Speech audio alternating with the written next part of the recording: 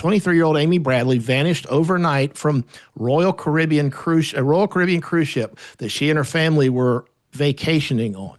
A thorough search of the ship yielded no trace of the recent college graduate, leading officials to suspect that Bradley likely jumped or fell overboard on her way to Curacao. Tragically, her body was never found, and over the decades, multiple individuals have reported seeing Bradley alive on the Dutch Caribbean island, as well as an alleged sighting in Aruba. Her family has consistently dismissed the possibility of an accident or suicide, but there's a documentary called Amy Bradley is Missing that presents some compelling evidence that suggests that she may have been trafficked off that boat, possibly by crew members. Let's go ahead and roll SOT 4, which is the Amy Bradley is Missing Netflix trailer, and then we'll talk about that on the other side. Welcome aboard the MS Rhapsody of the Seas. Amy Bradley was 23 and she was on her family vacation. The water was crystal clear. Life is good, everything's great. Told her to see her tomorrow and went to bed.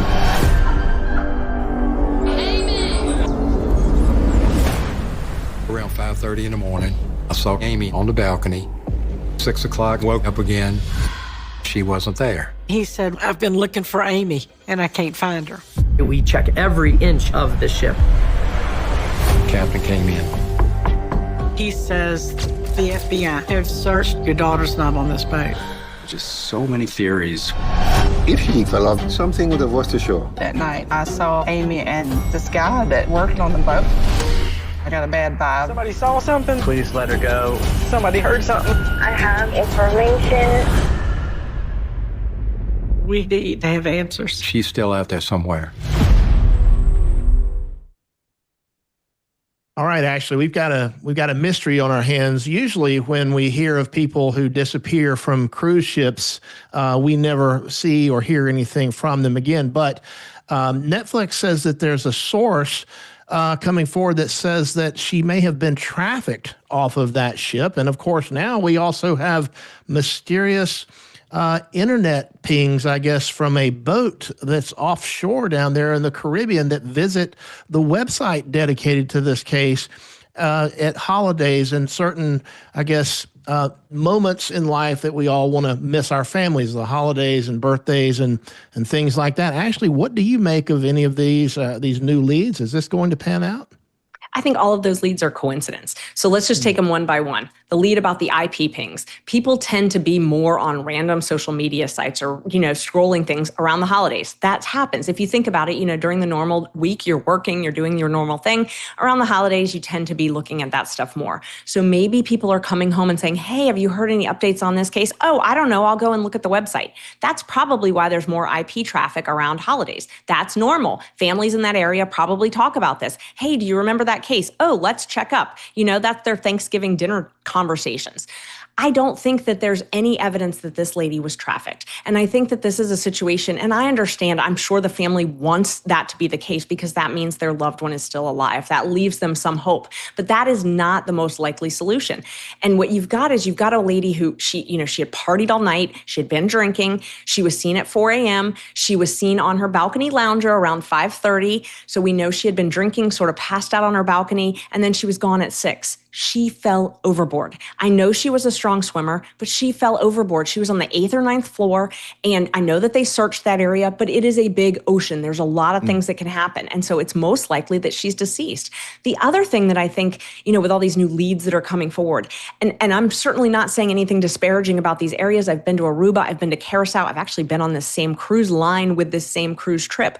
These are wonderful islands, very friendly people, but there is a financial reward in this case. And a lot of times, if you've been to these islands, there's a lot of folks trying to sell you things, trying to get you to buy things. The reward, it does it all the time. It brings out leads that don't pan out. It may be more likely that the leads are something that just aren't panning out, and these people want these rewards. And so they're saying, oh, we saw her, hoping that they're going to get a reward or maybe even get on TV.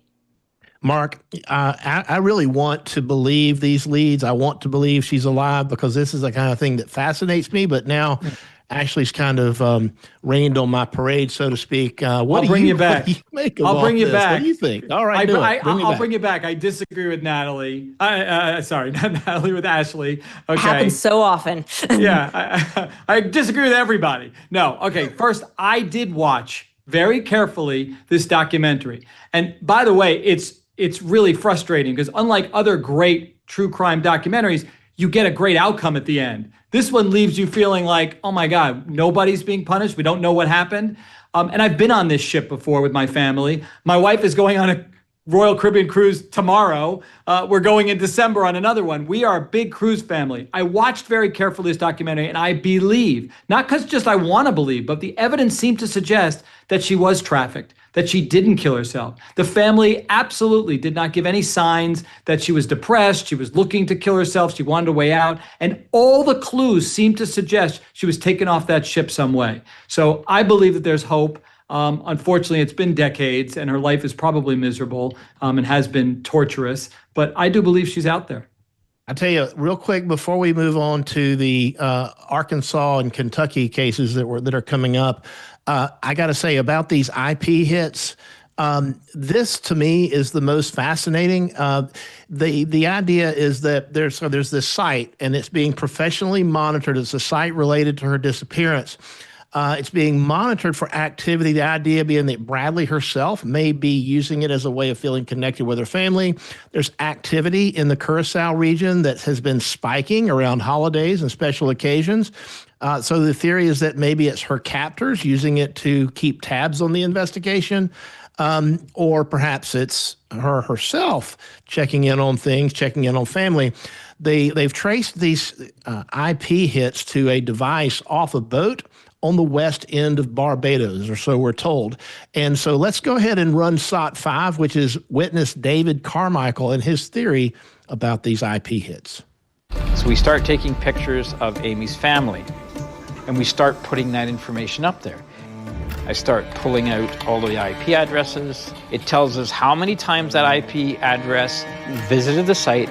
It tells us what pages they went on and how long they rested on that page. Why